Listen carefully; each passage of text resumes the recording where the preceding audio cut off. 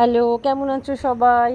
তো কাতলা মাছ রুই মাছের ঝোল খেতে খেতে একঘেয়েমি বিরক্ত লাগছে, আমার আর ভালো লাগছে না।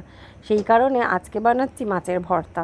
দেখো, মাছগুলো নুন হলুদ মাখিয়ে আগে ভেজে নিয়েছি, আর সেই তেলের মধ্যে পেঁয়াজ আর কাঁচা লঙ্কা টমেটো দিয়ে দিয়েছি।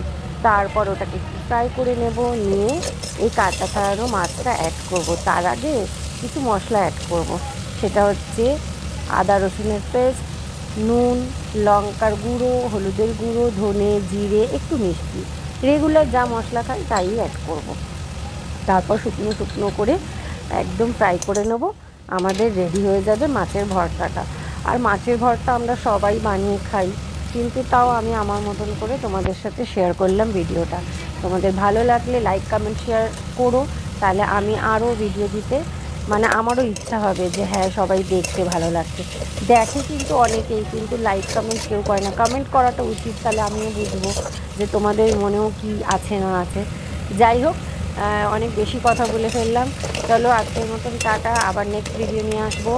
আর সত্যি কথা বলতে, রান্নার পর আমি কিন্তু রান্নাটা আগে খাই, খেয়ে দেখি কেমন হয়েছে, তারপর তোমাদের সাথে শেয়ার করি। আর আজকের ভর্তাটা আমার কাছে ফাটাফাটি হয়েছিল।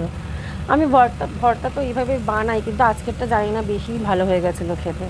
চলো, তোমরাও এইভাবে ট্রাই করো। আর আমি আর ঘি দিলাম না, তোমরা একটু ঘি অ্যাড করে দিতে পারো, বা ধনে পাতা আমার ঘরে ছিল না বলে দিলাম না। আর চলো, টাটা, বাই।